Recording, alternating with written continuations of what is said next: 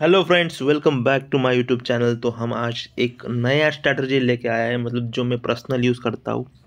ठीक है, उसके उसमें मैं बहुत सारी चीज़ें रोज़ डेली बेसिस पे उस पर ट्रेड लेता हूँ। उसके बारे में मैं मेरे बहुत सारे फ्रेंड्स को भी बताया हुआ है। बहुत बढ़िया स्ट्रैटेजी, आप यूज़ करके देखना। उस पर 100 ट्रेड्स लीजिए, उसके बाद उसका रिजल्ट देखना। ठीक है, तो मैं जो बताने कुछ की पॉइंट्स में बताऊंगा, तो उसके ऊपर आप थोड़ा सा गौर करना और ध्यान से सुनना कि मैं क्या बताने जा रहा हूँ। ठीक है, पहली बात तो मार्केट में कोई भी स्ट्रैटेजी 100% काम नहीं करती, आपको पता है।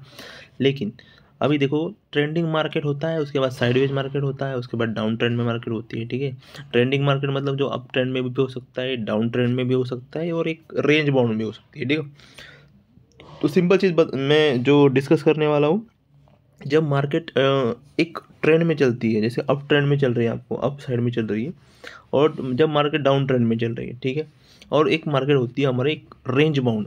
ठीक है, तो हम क्या करेंगे, रेंज बाउंड में इस स्ट्रैटेजी को यूज़ नहीं करेंगे। जैसे ही कोई मार्केट कोई हाई बना दिया, उसके बाद जैसे एग्जांपल में तौर पे बता देता हूँ, जैसे मार्केट ने ये हाई बना दिया है और मार्केट ने ये लो बनाया, एग्जांपल ले, तो ये क्या हो गया, मार्केट का रेंज बाउंड हो गया। तो रेंज बाउंड में हम क्या करेंगे, इस स्ट्रैटेजी को एज अ स्कैल्पिंग के बेसिस पे यूज़ करेंगे।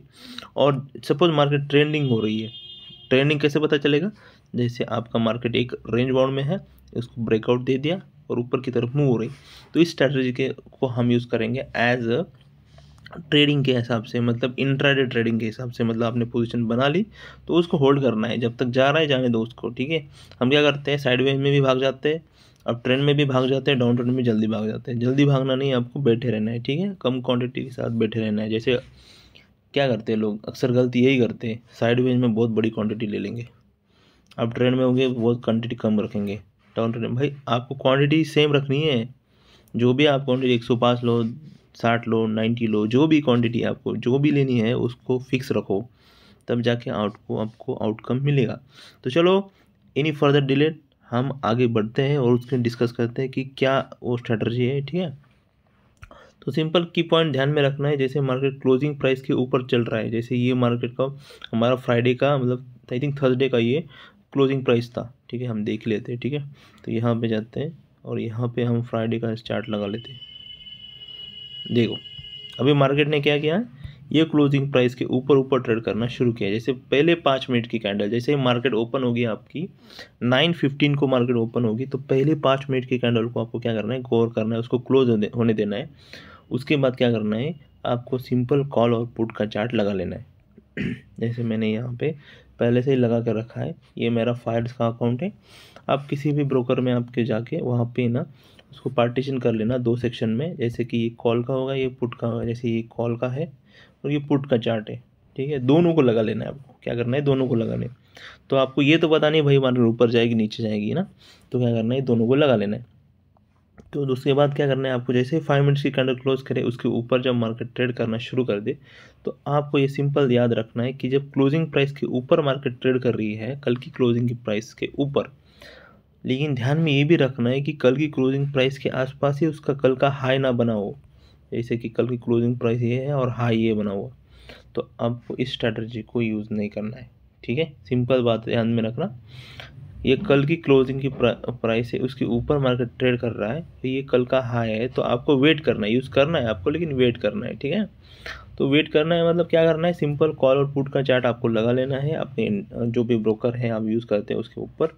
और उसके बाद क्या करना है आपको, उसके ऊपर जैसे कि मैंने ये क्या किया है, 2 ईएमए लगा कर रखे हैं। ईएमए कैसे लगाते हैं, जैसे ही आपका कोई ब्रोकर हो, उसके इंडिकेटर सेक्शन में जाके आपको ईएमए को लगा लेना है। ठीक है, उसके बाद आपको क्या करना है, उस 5 मिनट्स को जो कैंडल है उसको ईएमए के ऊपर क्लोज होनी चाहिए। ईएमए मतलब कौन सा, मूविंग एवरेज होता है ना, मूविंग एक्सपोनेंशियल एवरेज होता है, उसके ऊपर क्लोज होना चाहिए। उसके ऊपर क्लोज होने के बाद उसको रिटेस्ट होना चाहिए। रिटेस्ट के बाद ऊपर निकले तो आपको क्या करना है, सिंपल अपनी पोजीशन को बना लेना है, और उसी पहली वाली कैंडल का जो लो होगा उसका आपको एसएल रख देना है। जैसे यहाँ पे मैंने एसएल रख दिया, यहाँ पे मेरी एंट्री हो गई, और उसको राइड करना है, जो भी मूवमेंट ऊपर जा रहा है ना उसके ऊपर उसको राइड करना है, उसको वेट करना है। आपका टारगेट 1:1 तो भी होना चाहिए। जैसे आपने यहाँ पे एंट्री ले ली, तो आपको क्या करना है, सिंपल आपने यहाँ पे एंट्री ले ली, ठीक है, तो आपको क्या करना है, सिंपल टारगेट का वेट करना है। जैसे आपका यहाँ जैसे स्टॉप लॉस बड़ा बन रहा है, लेकिन कैंडल को आपको मैनेज करना होगा, जैसे छोटी कैंडल हो या बड़ी कैंडल हो, ये में ऊपर क्लोजिंग जैसे ही मिले आपको, तब जाके रिटेस्ट के बाद आप एंट्री करना, ठीक है। और इधर भी आपको चेक करना है, इंडेक्स को भी देखना नहीं, और नहीं तो आप ओनली ऑप्शन के चार्ट को देखोगे। ऑप्शन के चार्ट को बाद में देखना, पहले इंडेक्स को देखना, इंडेक्स क्या कर रहा है। सपोज यहाँ पे एक वो क्लोज होने के बाद थोड़ा वेट कर रहा है, तो मतलब मार्केट अभी भी बुलिश ट्रेंड में है, ठीक है। और सडनली फॉल हो जाता है तो आपको उसमें अंदर जाना नहीं है, वेट करना है, रिटेस्ट के इसके नीचे नहीं आना चाहिए, ठीक है। जैसे ही 5 मिनट्स की कैंडल क्लोज हो जाए तब आप एंट्री कर सकते हो, ठीक है। और उसके बाद आपको टारगेट का वेट करना है, ठीक है। 1:1 ले लो या 1:2 ले लो, नहीं तो आपको कुछ समझ में नहीं आ रहा है तो क्या करो, इसमें इसके अंदर भी आप इंडिकेटर लगा सकते हो। जैसे सिंपल है, यहाँ पे क्या करो, यहाँ पे आप जैसे EMA लगा लो, ठीक है। EMA लगा लिया आपने, 2 बार उसको क्लिक करना है, ठीक है। और एक EMA की सेटिंग में आपको जाके वहाँ पे क्या करना है, इनकी जगह पे आपको 15 कर देना है, ठीक है। अब देखो अभी क्या कर रहा है, ये चार्ट क्या कह रहा है, अभी भी ये EMA के ऊपर है, ठीक है। आपको ये भी समझ में नहीं आ रहा है तो एक को रेड कर दो, इसका कलर हम चेंज कर देते हैं। स्टाइल में जाके आपको बस इसका कलर जो है इसको क्या करना है, रेड कर देना है, ठीक है। ग्रीन और रेड का हो गया कॉम्बिनेशन। तो हमें क्या करना है, जैसे ही इसके ऊपर ये ट्रेड कर रहा है ना, क्लोजिंग प्राइस के ऊपर ही है ना ये भी, तो आपको बुलिश साइड में ही जाना है। ये ध्यान में रखना है कि मार्केट का ट्रेंड बहुत ज़रूरी है भाई। ट्रेंड आपको समझ में आ गया तो आपको सब चीज़ें समझ में आ जाएगी, ठीक है। मार्केट ट्रेंड बुलिश है तो आप बुलिश साइड में प्लान करना, और इधर जो ऑप्शन में बता रहा हूँ इसके ऊपर भी आप गौर करना। जैसे कि ये अभी EMA के ऊपर ट्रेड कर रहा है तो आपको सिंपल उसके बुलिश साइड में ट्रेड लेना है। आपको SL आपका रिस्क मैनेजमेंट के हिसाब से आपको मैनेज करना है। बहुत सारी चीज़ें आप खुद को ही करना होगी, 100% मैं ही नहीं बताऊंगा कि आपको कितना क्वांटिटी लेना है या SL कितना रखना है। ये सारी चीज़ें आपके मैनेजमेंट के हिसाब से चलेगी, ठीक है। मैनेजमेंट बहुत ज़रूरी है, पैसे का मैनेजमेंट बहुत ज़रूरी है। आपके पास 50,000 है तो आप 1 लॉट से करना, 1 लाख है तो आप 2 लॉट से करना, ठीक है। तो धीरे धीरे आपको प्रोबेबिलिटी बढ़ेगी। 100 ट्रेड लेना, उसके बाद आपको उसका और एन एवरेज मंथली कितना प्रॉफिट आता है, लॉस होता है, तो उसके हिसाब से आपको मैनेज करना है, ठीक है। और आपको कुछ फर्दर कुछ क्वेरीज होगी तो आप मुझे इंस्टाग्राम पे भी फॉलो कर सकते हो, और मैं कमेंट में इसका लिंक दे दूँगा, ठीक है।